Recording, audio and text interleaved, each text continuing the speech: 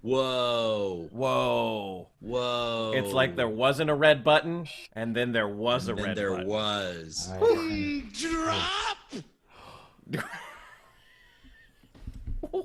That is the greatest thing you've ever done. That is the Isn't it? no, that is the best thing you've ever done. Yeah. Thank you. You finally peaked in comedy. That's it. You're I done. finally peaked.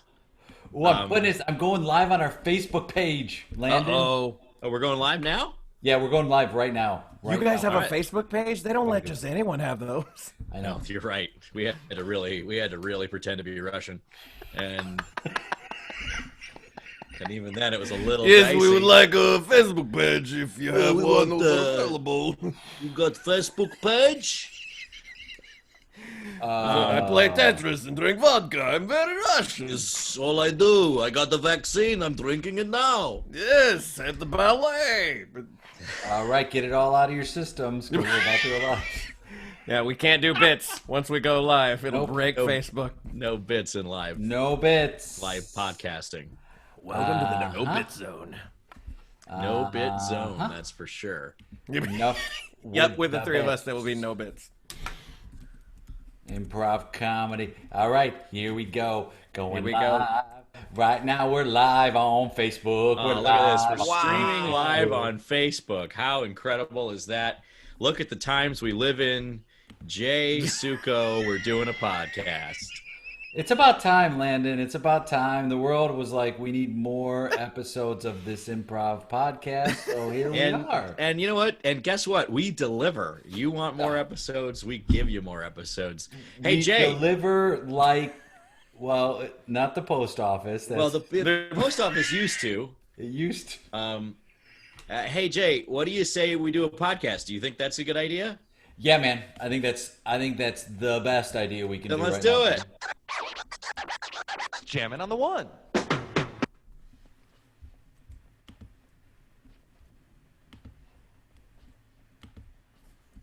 Hey, everybody, this is Improvcast with Jay and Landon. I'm Landon. I'm Jay. Great. Hi. Hi. I forgot Nailed that it. I would wait for you and then I Yeah. would do me, but No, you that's didn't. fine. We didn't. We messed that up. We messed it up right away. Which I We're think back, is good. baby. Yeah. We're trying to trying to just get back, trying to claw back, right? Trying to, Yeah. no matter what we do, like just claw our way back, Jay. Doesn't that seem good? I mean, that's one way to put it, is clawing at a very, very slow pace. We're clawing back, buddy. You know what's funny about this is we used to wait for a while. We would banter, and there'd be a little. But now that there's video, that you see the guest right away. You know, there's the I was about guest to say, right should here. I have turned my camera off? No one gave me no. direction. I don't think so. I mean, that actually that would have been smart for me to tell you to do, but I didn't tell you to do it. Come on. So instead, we'll just welcome to the podcast Rich Baker. Rich Baker, everybody. Yes. Yes, indeed. Oh my God, that's the most applause I've heard in 6 months. I know. I don't want to creep you out with Oh. applause noise, but No, it's good. welcome It's to good. the I needed that. podcast, Rich. Oh, it's like what I assume a hit of heroin is. Do they call it hits? Do they call them hits? Hits of heroin? They call them Sure. hits of heroin. Yes. Yep, good. I'm Assume, hip. I like that, Rich. Assume you know what it means. I throwing saw off- the wire. I know Throwing a off the thing. DEA. I assume a hit of heroin feels good. I mean, I'm no narc, but are you kids down to do some drugs? Anybody want to ride the brown wave? Is that what it is? No. The brown wave? No, Is that we not don't. what it is? Oh, that no, we not don't it? want that. I don't know. No, we're I don't know killing from it. drugs. We're killing this. I don't know Oh. from drugs. Welcome, Rich Baker. How are you? How has? I don't want to start this on a downer, so you know, this So is don't up to ask you, me how buddy. I am. So this is up to you. How have you been spending your time in this new world that we live in? I've been home a lot. I don't know if you can Solid. relate. Yeah. How come? How come, Rich? I do, there's this thing happening. I don't know if you heard about it. It's just don't worry about it. It's just this thing. Oh, it's the Del Close Marathon? Yep. It's just Got it. just Got taking over Los Angeles, so I don't want to get out of my house. This 6-month-long Del Close marathon. I've been, I have ups and downs, hard times and good times, going in and out. What I'll say that's actually germane to the Improvcast is I started leading improv practice groups, private improv practice groups, and my students. Some of them say this is like gets me through the stress. Like this is like helps me through the stressful times, and I'm like, this helps me through the stressful times. Like, so I've been been leading a lot of improv and doing a lot of improv too. With I don't know if you saw my very subtle placement for Roland and Rich's. That's really nice. It's a really good, really low key, Just really. ad, which I like. Yeah. I just wanted to nice and subtle. If you wanted to talk about it, we could. We don't have to. Whatever. But we've been. What is roaches? What exactly is roaches? Oh Yeah. God, that's the thing about Zoom backgrounds is like most of the interesting stuff is like being blocked by the person. Yeah, Roland Rich is my two-person team with the amazing Roland Lopez. We've been doing the Stay at Home Tour 2020. Nice. Yeah. So it's exactly what you think. It's this. It's in a Zoom room. And so, I don't know what you guys have done, but I've been in some shows and seen a lot of shows where they'll like broadcast it live to YouTube or on Twitch or something like that. What we do is we have like 90 tickets. We haven't sold out yet, but and because the Zoom room can hold up to 100 people, so it's literally like trying to replicate a live performance the best we can. So we have people leave their mics on, so when we make them laugh, we hear it. If we make them boo, we hear that too. Whatever, like we don't care. We just want the reaction, right? And that's been going real well. Yeah. We've had some really cool guest teams, and we're in the middle of that right now. And so for me, quarantine has really been defined a lot by improv. Yeah, and Zoom. Exclusively Zoom. I mean, when did you? Can you remember hearing about what Zoom was? I can't remember. Yes. I don't think before March of this year I knew what Zoom was. I didn't know it was before March. I did, but that's because I'm a nerd. Total. Nerd alert. Nerd. Where's your glasses, Four Eyes? I broke them.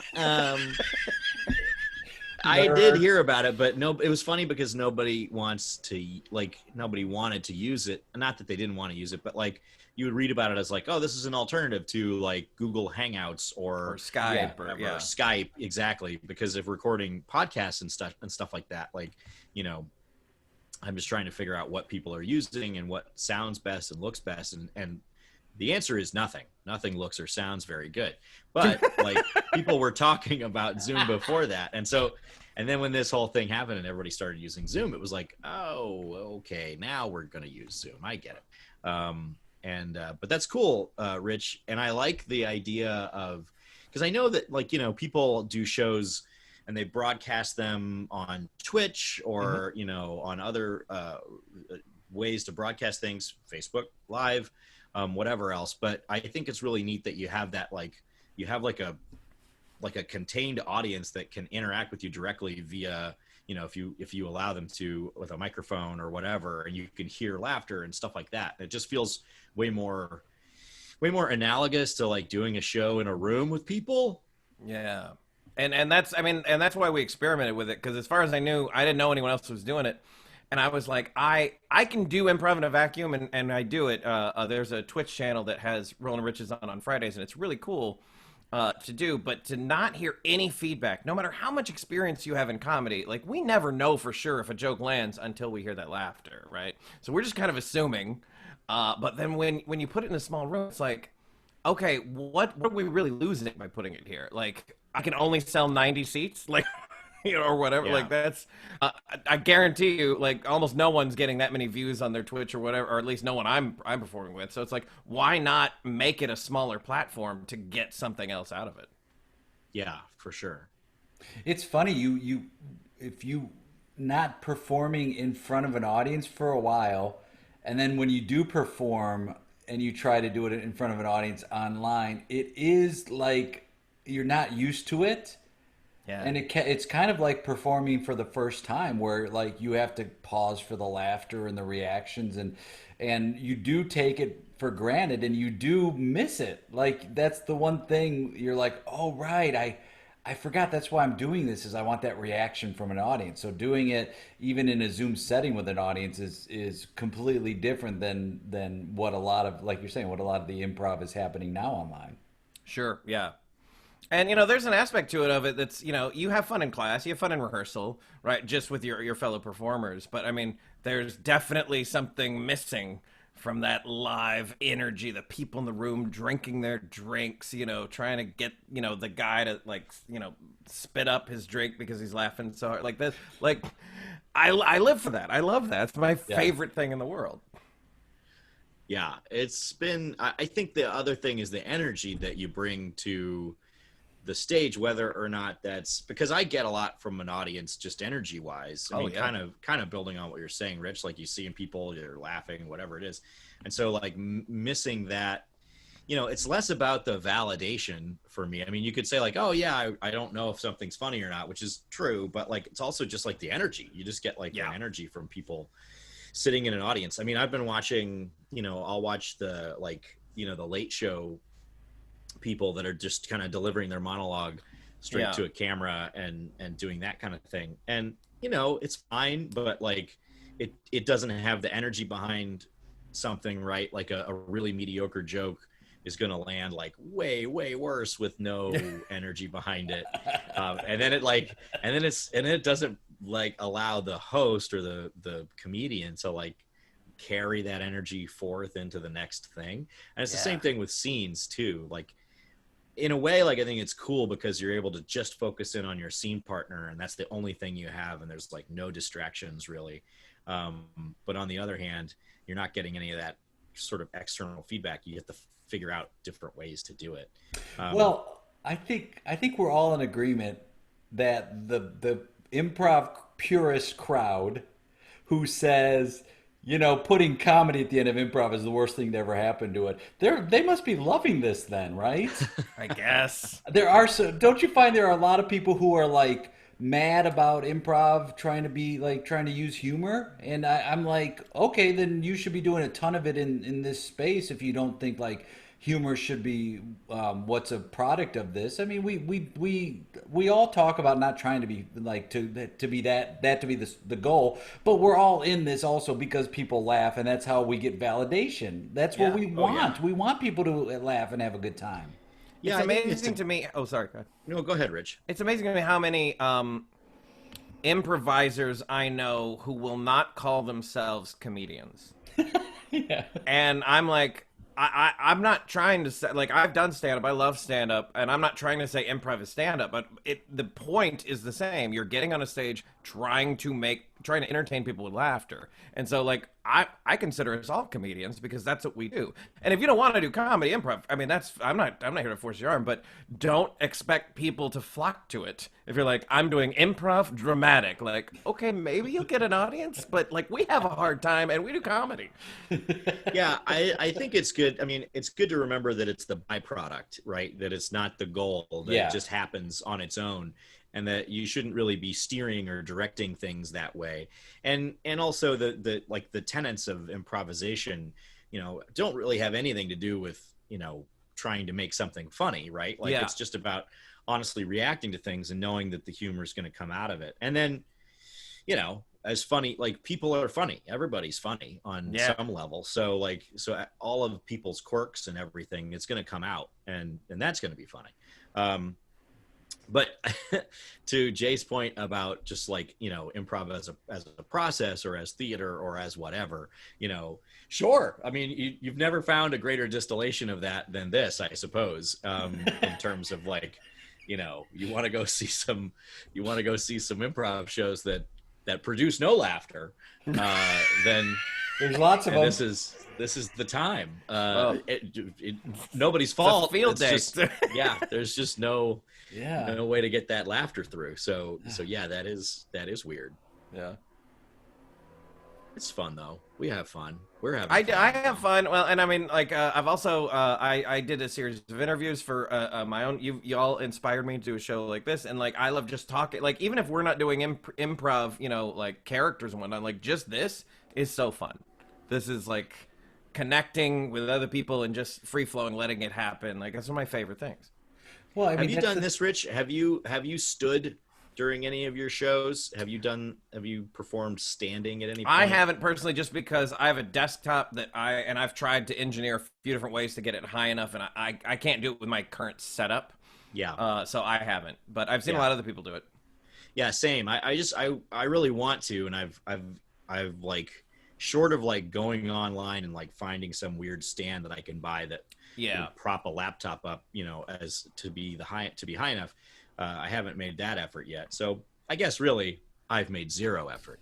But I have a solution for both of you.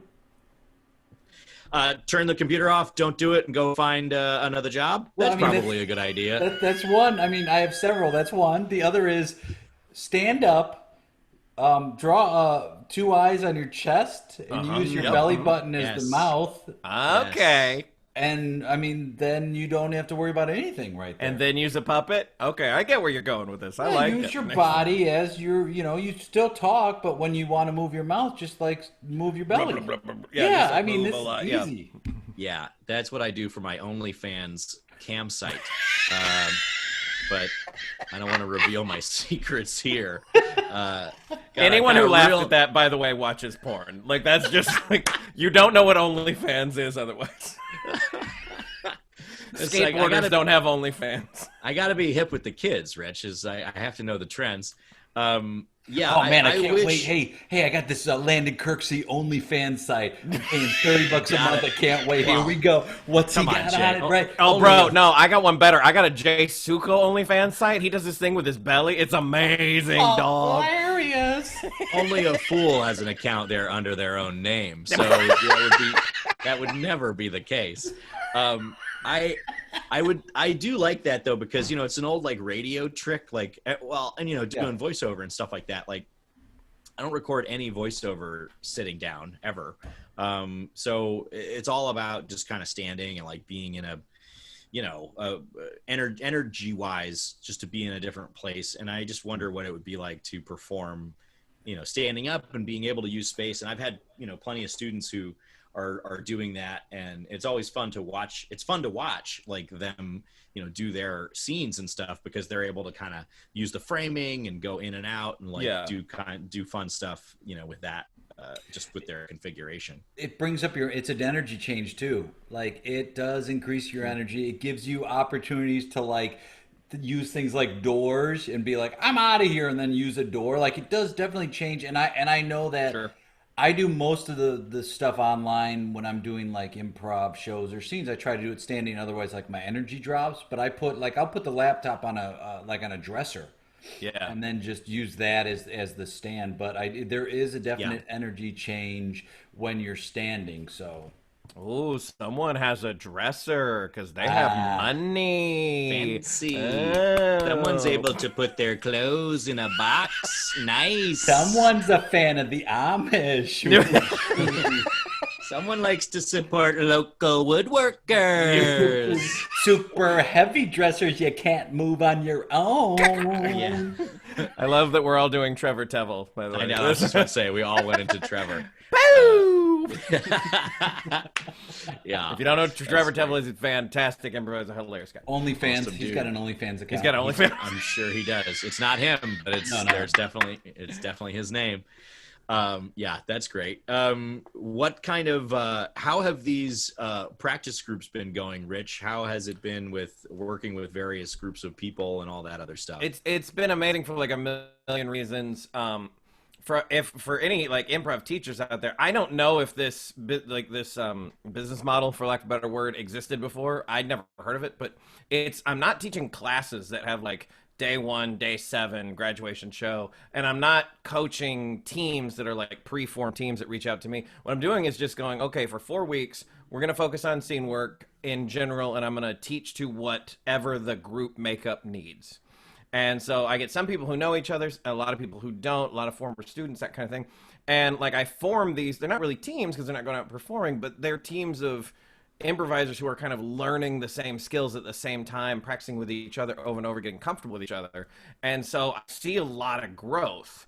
And they do 4-week cycles. So at the end of 4 weeks, if they want to do more, which a lot of people have, which is awesome, and they do. And some people are like, hey, I got 4 weeks out of it, I'm good. I'm gonna take a break or whatever. And it's not as commitment as like going through the conservatory or something like that, but it's also more structured than just like a one-off workshop. So it's a really fun business model that so far has been both a gift to myself as, you know, an independent improv instructor, but also to my students who get to know each other, they get to connect to each other, they get to have fun with each other, and they get to learn and improve their skills, you know, with people in real time, which is like really cool.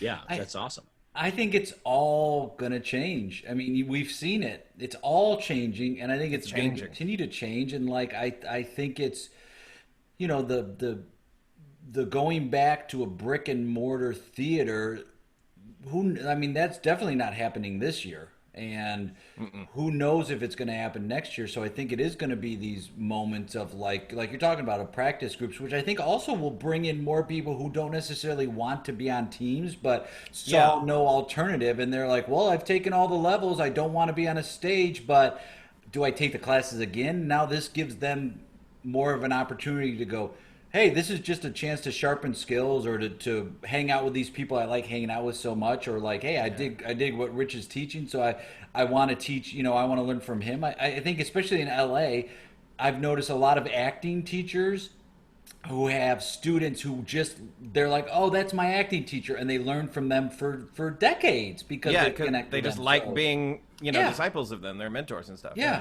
And they have like, and you go to a lot of those classes, like, oh, it's the same group of 10 people who are learning and growing and evolving together. So I think it's a way to, you know, foster that connection, which is the biggest thing we're lacking for humans right now is how do you get that connection, and how do you get the connection with other people, but also with these smaller groups?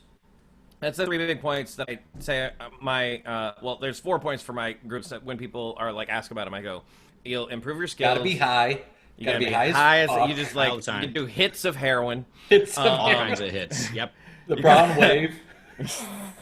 Yep. You gotta, you're gonna improve your skills. You're gonna connect with other people. You're gonna have fun. And I invoke. Can I curse on here as your podcast? Or Fuck yeah, dude. Great. I invoke what I call the no shithead rule in all my groups, and almost every.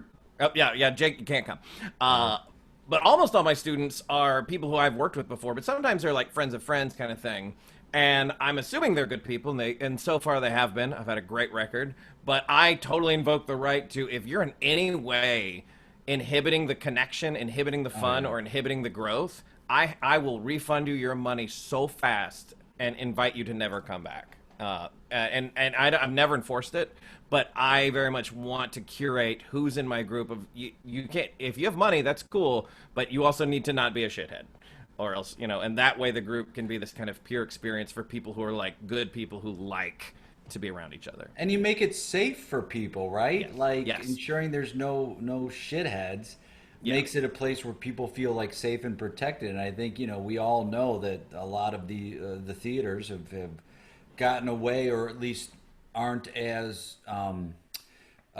not focused, but like they haven't been, I guess, as aware or concerned about that safety, and they're seeing the repercussions of it now, where it's like, no, you have to have these safe spaces, and we should have a place that's safe. Of course. And it's like, I can go on a fucking tangent rant right now about these motherfuckers who want to be able to have nothing off limits in an improv class. It's like, dude, and I just go, all right, cool, just not in my class. Go somewhere else if you want to do it, but just not here. I think there should be things that are personally, for me, I'm like, there should be things that are off limits, things that are really tired to see, and things that are inappropriate. Not that you know, if you want to do that, go somewhere else. But in this, for me, my style is, let's just all have fun. Like, that's all I'm concerned about, is like, are we going to have fun in this class? I don't really care about developing formats or things like that. I'm like, cool, if you could use these skills for that, great. But like, let's just have fun. It's a party. Let's have a bunch of fun right now. Hell yeah. Well, that's the thing. It's like, it's not that it's, you know, necessarily, you know, it's not necessarily that, in my view of things, like, it's not necessarily that, oh, this thing is off limits or this thing is whatever, but like, but know full well that if you're going to build walls and create obstacles for people to connect with you or to have fun and play with you, then you will be not a part of that creative process. You know what I mean? Like, and that's that person. The person saying I shouldn't have any boundaries, man. Like that's them. They're the one building those walls. They're the one that are creating it, making it difficult to connect with them. So, and you can't, cool, but like know that society is going to say to you, no, thank you, like sir. Yeah. And it's always a sir. I don't think I'm getting the quote exactly right, but Brene Brown says something like there is no connection without boundaries, right? Or something like that. Yeah. And it's this idea of if you say, well, anything goes, I'm not saying like I want a PG rated class. Like we certainly have our share of fucks and, there's dirty, weird stuff, but it's about reading the room. Like does this room... Rich Baker, in my class, we have our share of fucks. There's quotes around that word. There's... The word fuck. Oh boy. Oh boy. Uh-oh. See, this is why there are boundaries. What are you, part of the annoyance in the 90s? Go. Oh boy, Jay, be careful. Everyone who would get that is dead. From Coke. I don't know anyone. But when I teach at the bigger schools, or I've taught in the bigger schools in the past, if there's a student who's not like breaking a rule but still isn't jiving with the group, like there's nothing I can do about it, or it's very difficult to do something about it, right? But with my own group, I'm just like, hey, you're not working out for this group. Yeah. And again, I've never had to enforce it, but the fact that it's there kind of, I think, helps people have peace of mind of like, oh, I know that Rich is leading this group, he's going to look out for me. And I just advise that to all independent improv instructors and coaches. Just take the leadership of who do you want in your group and be okay saying no. Just because someone has money and goes, I'm willing to pay you, like, don't be so desperate for the money that you say yes. No, it's like, nope, you're not welcome in my group. Go find another one. This is not, your flavor is not my flavor. The space has to be safe. I mean, you can't have a creative environment without it being a safe spot, like to create. And like, yes. And that's the thing. If there's someone if there's an energy that is not in line with that, then people, you can't feel safe to create. And that's not the kind of place you want to be whenever you want to encourage play and communication between people. It doesn't really work that way. Yeah. Yeah. Come on, everyone. Let's just be cool. Be cool. Just be cool. Come on, just be cool. I mean, that's all. Cool. That's it. Jay Suka for president. Be cool. Oh, yes. That's my just motto. Be cool. Yeah. Cool. Jay, you could do it for sure. Well, come on, Jay, just be cool. I mean, we had a big announcement today in the VP pick for Biden. That's right. Was in Big today. 10 canceling football. Oh, that. Okay. I mean, 6 of one, half dozen the other. No, it's but and that's I could get another fucking tangent about this. I like the pick myself personally. I think it's a strong pick. Sure. I'm just very sad that they're going to lose the election because the manipulation of the other side. Anyway, let's tell us about. Hey, we're streaming on Facebook, so really we're part of the problem, honestly. Yeah. There's nothing you could say anything right now, and later on the algorithm will change whatever you say. I love the Russians. I love the Russians. Deep fakes. Deepfakes. Exactly right. That's why we're all wearing black, so that our faces are easily moved and manipulated. Tell me someone has either put together an improv show or a sketch show called Deepfakes, where they use that technology for comedies purposes. Oh man, that's the next. We just got to. I gotta find some ambitious young. Let's be honest. It's probably a 14-year-old in a basement somewhere that's doing all this.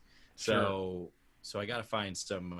Can I just say I've always taken a little bit of some word that I can't remember with some problem with people saying it's always some kid in their basement, because growing up in Texas we didn't have. I'm taking umbrage. There you go. God bless you, Landon Kirksey. I'm taking umbrage because in Texas we didn't have basements. And there's probably a lot of smart kids in Texas, just in the spare bedroom or something. Too. No. You have to be.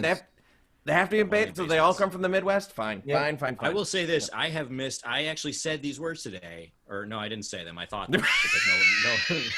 You set them in your mind. You set them in your mind. I said these words. I didn't say them, but I thought them. No, wait. Before you go, you're about to say them, so you're right. You said them today. You just haven't, right? But as soon as you say I just haven't yet. I'm actually about to say these words today, which is I miss basement. I've lived in 2 houses with basements when I was growing up, and I miss them. And I've been watching a lot of old sitcoms. You could extrapolate a lot from that, I suppose, but there's no better way to escape the current world than diving straight into the warm blanket of old sitcoms. And I've been noticing a couple of things about sitcom house architecture. And one of those is many of them have basements, and they're very spacious and big. Yes. None of them are finished, and that's awesome.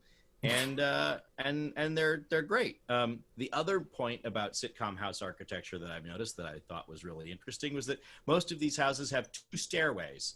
One that usually goes into the kitchen and the other that goes into the living area. And I've never seen that whenever I was growing up. I think I had one friend who had a house like that. So sitcom houses, relatable? I don't know. Let it out, Landon. Let it out, Thank buddy. you. Thank you. Some people, some people talk about Biden's VP pick. I'm sitting here talking about sitcom house architecture from the 80s and 90s. Well, I know this will shock you, but it leads me to say something. I'm inspired. The first time I was in one of those basements that you're describing, for real, name drop, was Connor O'Malley's basement. Connor O'Malley was him and I were put on an IO team together back in 2007. 2006, something like that, called Cutlass Supreme, and we were looking for places to rehearse that we didn't have to pay for, and so he hosted it in his basement. And when I saw him in the movie Palm Springs, last month, I was like, hey, I've been in that man's basement. I was in that man's basement. Made it out alive. Some, Made it out alive. We had some fun rehearsals down there. A lot of fun rehearsals. I think you need to be in a basement, a rehearsal in basements to be an improviser. So if you're wondering what's going to make you a good, legitimate improviser, it's several rehearsals in a basement. And then what is the weirdest place that you've had a rehearsal, Jay? What's like the weirdest spot that you've ever had an improv rehearsal? And as I guess it could work either as a teacher or as a player. But I was thinking about as a player, like back. Thinking about back then. I remember I was in a 3-man improv group with this guy goes, I got us the perfect rehearsal space. And I was like, all right, man. And we're walking, and we turned down in Chicago. There are a bunch of alleys, right? So we turned down an alley, and he had found a non-heated garage that was empty. I don't know if he knew the owner of it or not, but it was like, hey, we could just rehearse in here. Like, I think he might have just walked by one day and saw the garage and be like, all right, there's nobody, there's no cars, nothing in here. It was like one of those garages that didn't have anything in it. Like you could fit a car in, but that was it. And it was winter time. So it's like, oh, there was no electricity. So we would have to just rehearse in the winter in this one-car garage shanty, basically. Wouldn't it be great? I want to believe that he was like, I got a place. Everybody follow me. And then he's in the lead going like, God, I got to find a place. That's pretty close. Here. Yeah, let's do this. Yeah, this will be it. I mean, you're not too far off, man. It was like, you saw it. So that was a kind of, that's the first one that pops to mind is like, oh, okay. I've also done rehearsals like just on the street outside of the red line stop on Anderson. Yeah. Just like, all right, let's just do it here. Like, I remember doing, playing around with Bill Baylor, just like, oh, let's rehearse. Like, let's just try and interact with people coming off the train. We're like, okay. So, outdoors is another one. Do you remember the Corn Servatory? Oh, yeah. And so in and around the streets, surrounding the Corn Servatory there on Lincoln, I believe it was. And so, many alleys and back alley rehearsals there. That's for sure. Yeah. I mean, we've all probably had at least one rehearsal where like Shill Park or Gill Park, they overbooked. Yeah. And then it's like, all right, well, let's go in front of the building and we'll try and do a rehearsal outside. Yeah. So one time when I was on that semi-IO team that I mentioned, we would often rehearse, sometimes at IO itself, but it was often full. One time we were told it wasn't full, but it was. And I don't know if What? y'all... No, I don't buy it, dude. Nope. That communication is strong. Run a tight ship. Yeah. That now defunct company ran a tight ship. Wait, what? But, what? What happened to IO? Oh, no. Jay. Let's talk about the Big Ten. Drop it in chat. But there were some catacombs in IO. Like if you kept going in, and I only went the one time because we didn't have a place to rehearse. So we rehearsed in these. I mean, it was like as eerie. You should have filmed a horror set in there. It was not finished. It was cold. It was fucking creepy. We were literally had flashlights to keep the lights on. Like it was. I don't remember the rehearsal, but I'll never forget that space. Yeah. Mm-hmm. Landon, what about you? What's the craziest, most unusual place you've rehearsed at? Well, the first one that jumps to mind is like the front courtyard area of an apartment building in Chicago, and it was closed in, and so like it was gated, but it was the front yard. People are coming in. Yeah, people are walking through, people are walking by, and also this place. It was very nice. It was an old building, and it had a fountain in the middle of it. So like you had to navigate around the fountain, or you use the fountain if you wanted to use it, for your, for bits and shticks. Shticks. But yeah, that's the This first team one has a that lot comes of to mind. fountain jokes. Yeah, every scene. Hey, it's Ponce de Leon. Right. What's that, Ponce de Leon? Yeah. It's Daisy Fuentes. That's the first one that comes to mind, but I'm sure there's been weirder, but that's the first thing that and there's always some dude on the team who's trying to incorporate people walking by to their apartment as part of the scene. Oh yeah. Yeah, Usually that's me. when rehearsal ends. That's usually me. I'm usually like, let's incorporate this unsuspecting person into the scene, and they're like, doesn't sound like you, Jay. Weird. I've never seen you use someone who wasn't part of the show in the show. No, not a fan. Well, we've also done, that Wells Fargo by West Side, I've rehearsed in that parking lot. Sure. Yeah, sure. And the parking structure right outside of West Side, that's, heavily used for sure. Landon, you may remember this. Jay, I don't think you do, but remember we used to rehearse in the parking structure before they put the garbage bins in there? Yes. And then I had a rehearsal once, and they put the garbage bins in there. It was my first time, and we were like rehearsing because like we were used to the muscle memory of rehearsing there, but we were like all like dying because it was so gross. And then we hit the stage and we were just terrible.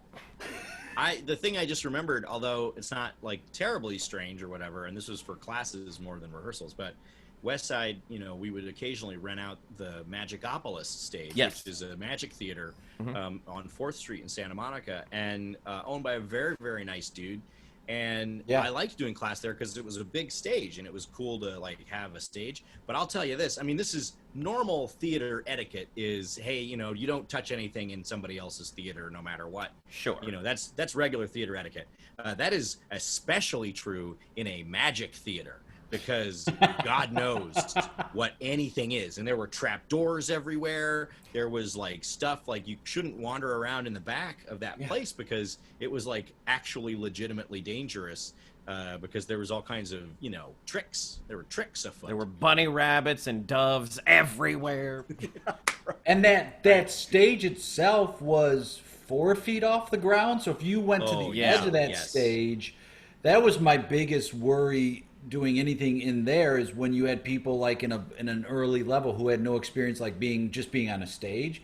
Then like you're doing these exercises where they're running around and it's like, oh man, you please don't fall off this stage. Yeah, it was a high stage. I liked it, but it was it's definitely a high stage for sure. Yeah, that was an interesting place to teach class, definitely. Guy's name was Steve. It was Steve. Yeah, I love that guy. He had a wall, and he goes, you could tell how old I got because his hair went from jet black to white. And he'd have these pictures with celebrities, and you would see it would slowly, you saw the progression to where it got to be like his hair was like, it was almost like bleach. That's better blonde. than it changing overnight, like he had a dream or something. No. He woke up with white hair. Just like a magician. Just like a magician, right? Right. I've mastered the arcane. My hair is white. Oh, arcane. Sorry, I mastered the arcade. I'm in the wrong place. Different, Sorry. Yeah, different place. Yeah. Pew pew pew pew pew pew pew. Yep, that's right. You got Defender rolling. Defender, smart bomb, smart bomb. Smart bomb. You got it. What do you think? So, go ahead, Jay. You had a question. No, well, I was just going to ask Rich about the inspiration for writing his book and how long it took him. Great. Oh, thank you so much. Depending on how you look at it, either 6 years or 2. Because I kind of started writing down stuff just kind of without any real direction of hey, I say this lesson all the time. Maybe I'll just put this down in a note somewhere. So I started collecting just random thoughts for about 4 years. And then 2 years before it was published, I finally said, okay, I have all this disorganized thoughts. I know there's a book in here. It's going to take me forever to weed through this. I either have to commit to doing it or just let these go. And I really believed the thing that inspired me was the fact that I taught so many classes for so many years, and I'm always changing how I teach, trying to, okay, this doesn't work as well, this works better, let me replace this, modify this, as we all do, right? And there was a set of lessons that I essentially had gone unchanged for 5 years because it was always working. I couldn't find anything that would rival it, right? And so I was like, okay, if this has stood my test for 5 years and has helped so many students, it's got to help people who I'm never going to meet, who I'm never going to teach personally.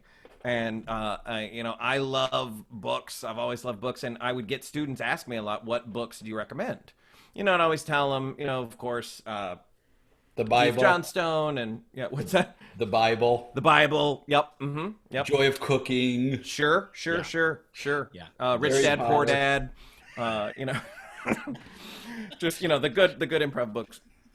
But I would tell them that, and I was realizing there weren't that many, at least at the time. I feel like a lot have come out in the past few years. But I was like, okay, well now I'm gonna have an answer. So I committed to it, and at first I really just thought it was gonna be my general book on improv, kind of on everything. I was like, that's way too much. I decided to focus it on 2-person scenes because I feel like that's the most ubiquitous thing that can be used by both short form and long form improvisers to help them. And I just kind of kept making something that didn't look right and trying again until finally I was like, this looks like a book that I think would help people. Did you ever think, Rich, about doing something and then it didn't work and giving up? Because I've done that a lot. And way more, way more. Just well, I'm not getting the hang of this. I'm going to quit right now. So my improv book was actually the 6th book I had started. Yeah. I have started 4 novels and 1 other nonfiction book in my life. And my first one I started when I was 17. And I would get through a process, a big chunk of it, and then I would quit. And then I would go, I'll get back to it, and I never would. And then I'd start again, and I'd quit. And when I decided to write an improv book, I was like, okay, if I'm going to decide to do this has to be the book that I finish, because I have abandoned it's just a battlefield of unbuilt planes, I never finished any of those, and this thing has to get off the ground. Yeah. So that was really, all those failed books were the things that partially helped me really go, okay, this one's happening. Yeah, it's great. Congratulations, man. Thank you so much. Thank you. It's on my book of or on my suggested list for students because they asked, it's what books can I read? And then it's I think listing them and then giving little descriptions of it'll help you with this skill or here's some things to take from it. So I think, students now more than ever are just clamoring for those resources, and they are just the information they're just eating up. And so having that to be able to put a list together and then adding that book to it is really great. I mean, it's the world to me, especially my now friend. when you can't go out and see shows, from people like yourself, now it's okay, well, this is a good time. There's plenty of time and read books from performers, that you can learn from. And I think that's great. It's a good time for that. And I'm glad that your stuff is out there, Rich, for sure. Thank you. So that people can learn from you without you being there or without you performing or without you, teaching them. It's an incredible way to just increase the reach of what you know. Thank you. And so the book came out in November, so it's been almost we're coming up on a year, not too long from now. But before COVID, once COVID hit, all the festivals and everything we were going to go to just didn't happen. But we did get to go to one festival between the time the book came out and being on lockdown, which was the Wasatch Improv Festival in Utah in January. And what was so cool about that for so many reasons: one, we were headlining, which was awesome. That was the third year of the festival. It was our third year there. We have a close relationship with those guys. If you haven't been, Bob Bador and his crew, they're fantastic. But he didn't bring many teachers. He only brings like 3 or 4 teachers tops. And one of the other teachers there was Bill Arnett, who you both know, who was my level 3 teacher at IO back in 2005. And he'd written a book, a few years back. I think 2012 was when his book came out. And so we were both there. I hadn't seen him in years, and we both had books for sale at the same festival. And like at one point, I signed a book for him. He signed a book for me. Like we talked about like the process of writing. Do you have another one in you? And it was just so cool to see this literal mentor of mine, at the same festival. Yeah. And we both had books. And I've never been so grateful to Bob, and for that whole situation was amazing. Yeah, that's great. Thank you. I mean, that is real cool. Is it? Jay, do you need to take that, or it's the improv phone? It's Bill. Suggestion. It's Bill Arnett. Oh, Bill Arnett, he heard. Bill's calling on a landline. I heard you guys were talking about me, and I just wanted to kind of want to talk back. Oh my God, he is so funny, Bill. So funny. He's so fucking funny, man. He just has. Yeah. He's a good dude, and he has just a very unique, dry sense of humor, and can just deliver lines. Like, he just makes me laugh. So I have a heavy question, not to change the subject entirely, but I have a relatively heavier question. What do you think, and this is just something I've been thinking about and talking about to a couple of friends of mine, like, sure. What do you think will keep from all of this? You know what I mean? Like, when this is maybe sometime in the future all done or whatever, like, how do you think this will change, performance or what we do? Do you think we'll retain? Let's just say in a perfect world, we all get back on stage in, a year and a half, 2 years, whatever it is. Okay. What do you think what do we retain from this? This isn't just going to be some, fever dream that we all had. We've got to we got to keep something from it, right? Yeah. What do you think? I'll tell you what I hope. And I mean, I don't know what we're going to do, but I'll tell you what I hope we're going to do. Is I hope that we're going to realize that institutions like Second City and UCB and big institutions like that I absolutely love have a place in improv 100%. But they are not the only way to become a performer, not the only way to learn, and you don't need validation of a certificate or something like that from any of these places to do what you want to do. I've seen so many students, I'm sure you both can tell as many stories as I can, about students who just they get done with the, the conservatory or whatever, they're like, I'm gonna take this class, and I just want to stop them and go are you taking classes because you like the classes? Because if so, cool, but are you taking the classes because you don't know what else to do? Because if that's the case, I would love for you to just take the responsibility of your own self, and instead of, having a school or a teacher guide you, start your own thing. The Inner City Improv Jam, and have y'all done the Inner City Improv Jam? It's so great that what Faustino and his crew have built from nothing. They built it from nothing. They had no approval. They didn't ask permission. They just built this thing, and it's become huge, and it's every week. And for some people, it is like their favorite time of the week that they get to jam with each other and watch these teams and learn and have talkbacks and all this kind of stuff. And more of that, more of this. More of this, hey, let's just talk to improvisers, more content, more sharing, more connecting that we do independently. We want this huge, thriving community where there are some skyscrapers, but they're not the only buildings in the city. Yeah, I think that's great. Jay, yeah. What do you think?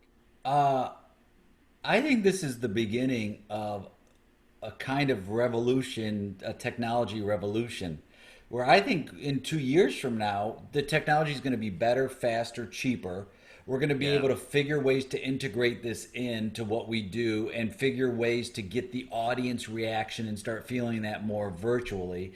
And I think it's just the beginning. I don't think it's going to go away. Like you said, Landon, I don't think it's well, we're done with that. I think no, it's a part of it now. It's what percentage is going to be virtual versus what's going to be live. And we haven't even really started to explore the idea of the virtual reality world and how to do it with that in mind. So I think it's only going to improve. I think if there hadn't been this quarantine, it would have eventually probably happened, but over a longer period of time.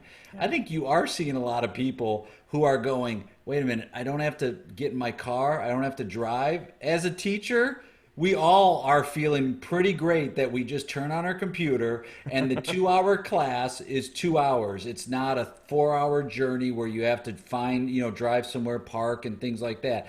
Now, I think we do miss the in person for sure, but I think it's going to be some sort of hybrid in the future of what this is. And I'm excited to think about it. I feel like I'm just like I'm limited in what I understand technology can be, that I think it's going to be huge. I think there are people working on it now to be like, how can we recreate that live feeling of the arts and theater?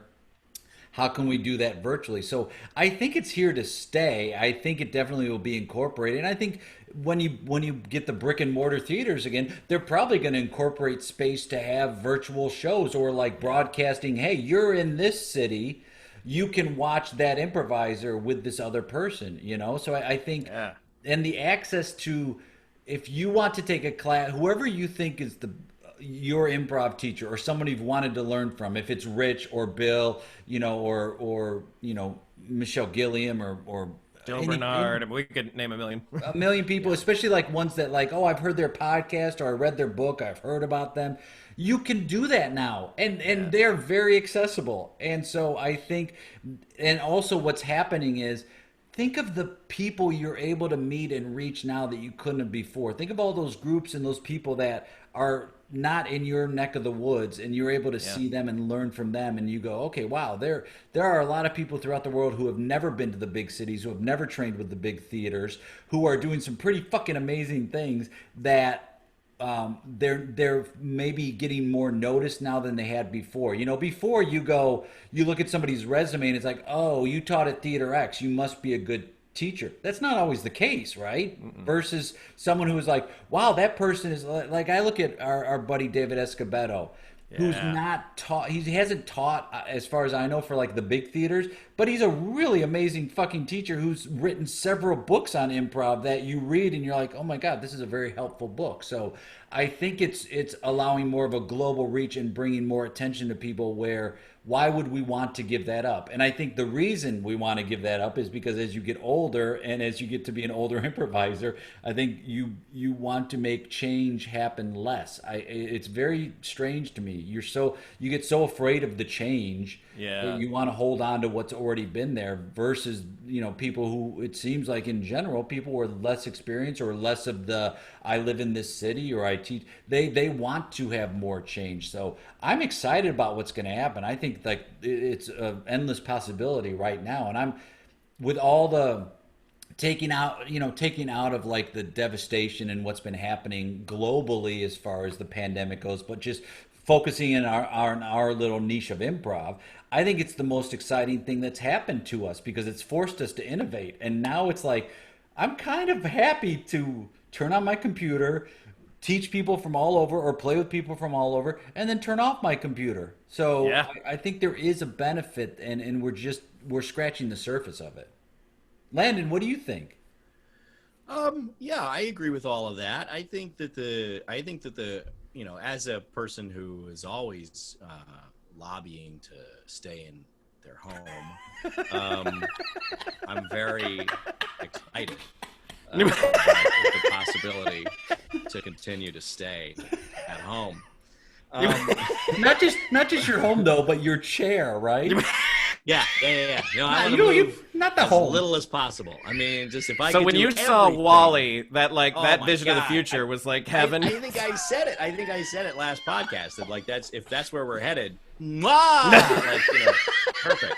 So that'd be fine with me. No, but I for real though, I do think that the technology angle of it is really interesting and fun. I agree with you, Jay. I think the thing that we haven't experienced yet that hasn't really fully blossomed is something like VR and AR and we just the consumer tech for that just isn't here yet, but it will be soon. And that'll be really cool. But the bigger part of that is like the people behind it, right? And it's super cheesy, but especially when it comes to improv, the improv community at large is really not that big. And I mean, when you really kind of take into account everything, like it's really Sure. not that. It's not. Yeah, that we're big. still a niche. Yeah.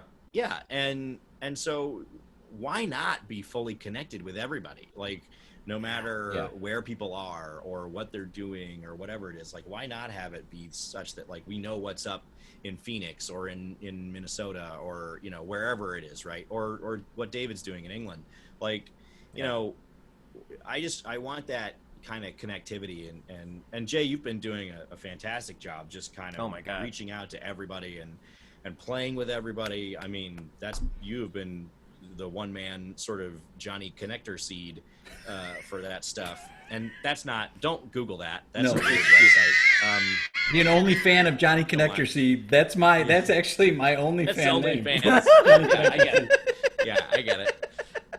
But it's a selfish thing why I did it. It was because I knew, all right, if I don't do this technology, if I don't figure out how to make this work, it's going to pass me by. And then I'm going to be trying to catch up to this. And the best way is like just jumping in.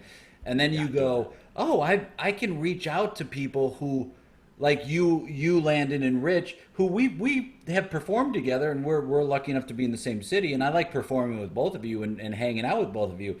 I can also reach out to people I haven't performed with in a while or don't get to as much. So it's to me, it's the best of all those worlds. Well, and also like, it's great because I spent so much time, sort of building up gear in a studio and like, hey, we can bring people in and do a podcast there or do the live thing. We were working on that country music thing before all this thing, took off. And then now it's like, oh, actually, just kidding. You're doing everything remotely, and learn how to do that. But that's okay. Like it's fine. We build and adapt, and we figure out how to make things work. And it's the same with shows. We've been doing shows on stage for the last 60, 70 years. Overall in terms of improvisation. So why not just shift it to something that's a little bit different? I think that's totally possible. Hey Jay, just real quick, I want to. Go ahead, Rich. When you say it was selfish, I'm just gonna. I don't believe you. I think what you've given with your 10 minutes is such a gift to people who gotten to do it. Speaking of someone who's gotten to do it, like it was a gift to be able to do it, but it's also a gift to the improv community, as you said, to be able to see people they've not seen or seen people they don't get to see regularly, connect people who've not been connected. I mean, I have learned about so many more improvisers and teachers because of just watching your 10 minutes than I'd ever heard about, right? My world is so opened up as far as what I know is out there, and that's on you. And I'm certainly not the only one. So you've given a lot of gifts. So let's just strike selfish from the record, if we may. Yeah. And Jay, thank for you. the record, I do think it's selfish. Well, exactly. It's like hey, that's because of you, Jay. It's like point made right kidding. there. But thank you, I'm Rich. kidding. Thank you, buddy. Hey Jay, do we listen, Rich? We do a segment on this show every single time that we do this show, and so we've got a little segment called Dr. Ron Asks, where we get questions from our friend Dr. Ron. Once again, connecting people everywhere, right? Dr. Ron, he's not here. He's not sitting in Los Angeles with us. So what? But before we get into that, Rich, you were kind enough to record and to do the theme song for Dr. Ron Asks beforehand, and we had the recording of it, but we lost it. So I'm gonna ask you to do it right now. I'm gonna put you on the spot. Just to do the theme song?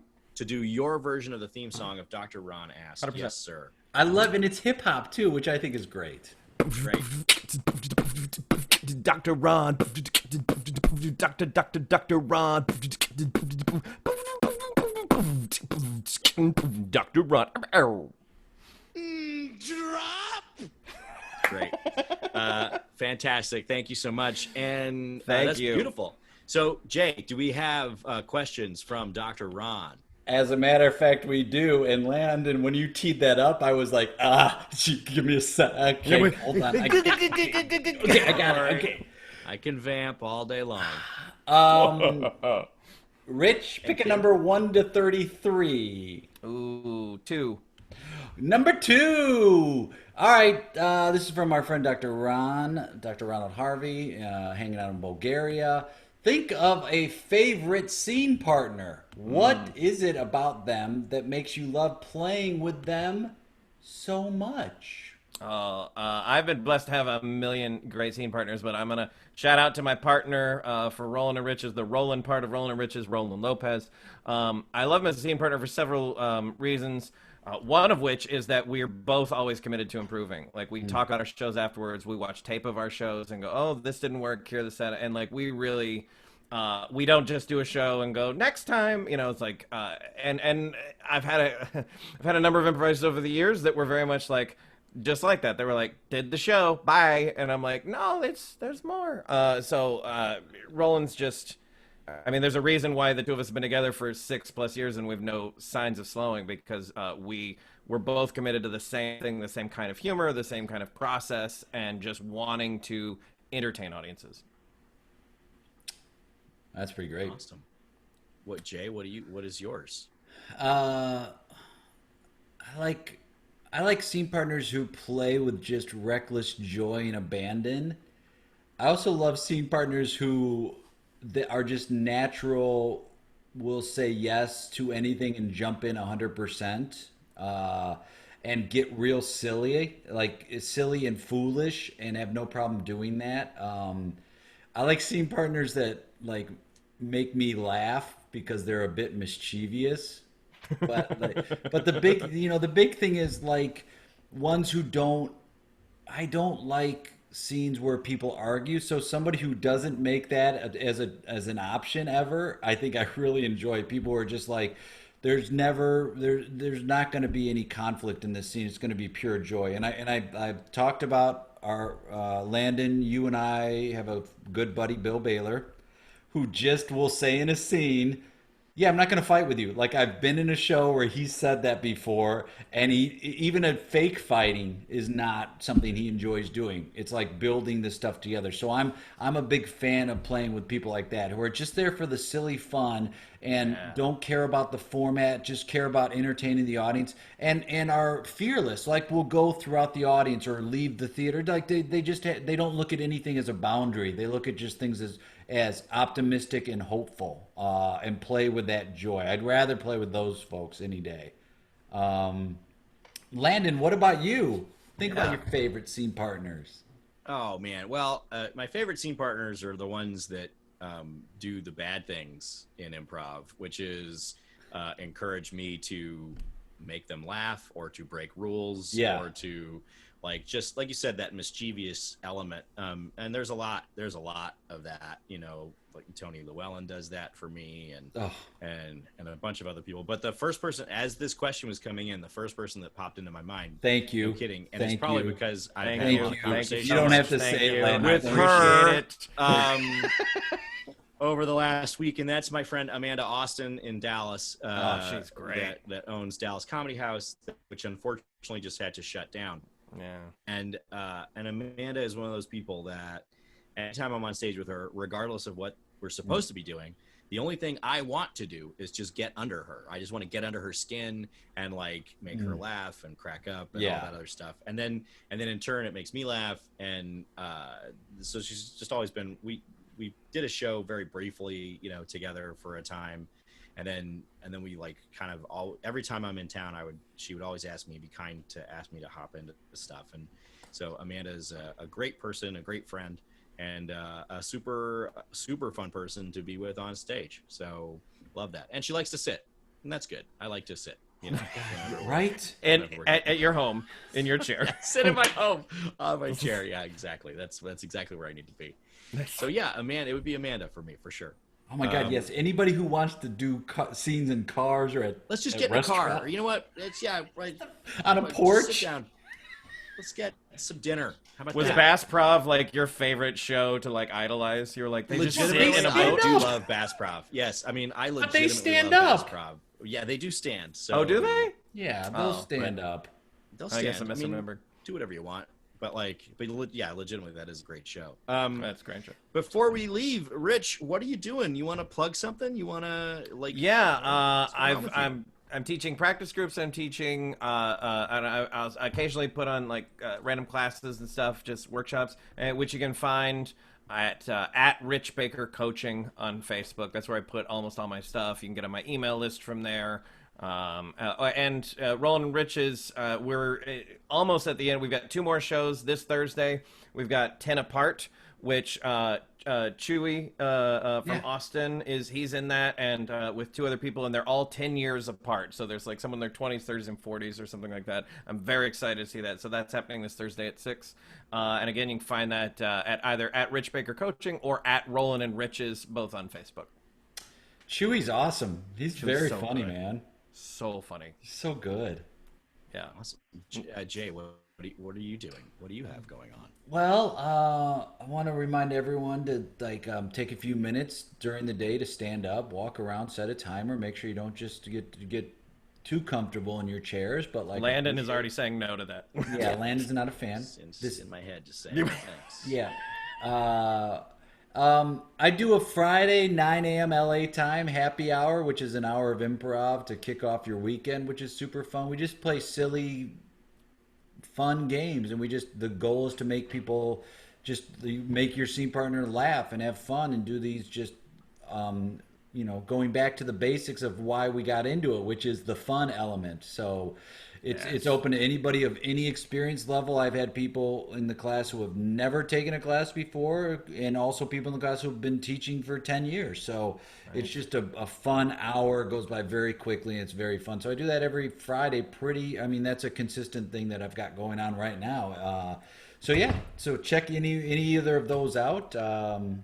Check out Standing and check out the happy hour. Check both of those out. Check out Standing. Don't commit to Standing. Just check it out, right? Check it out. See if it works. And if it doesn't, that's cool. At least you gave it a shot. Do something. Seems risky. I'll be right here. Thank you. Landon, what do you got going on? Oh, boy. I've got some voiceover classes. I'm teaching voiceover.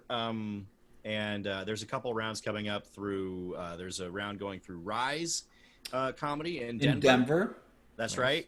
So doing that, and then doing another one for Third Coast in Nashville.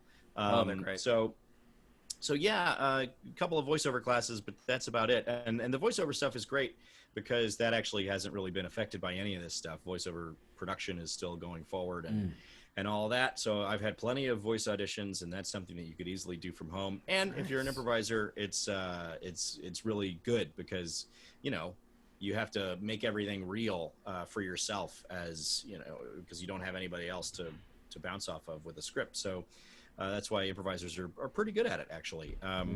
It's well suited to that. And the voiceover classes themselves, they've been actually really cool because I can hear you on your setup, and we can give notes on reads, and it's all a little bit about home studio recording and stuff too. So that's been fun. A couple rounds of that through those theaters. Go to those websites to figure that out, or I'll be posting it on Facebook as well.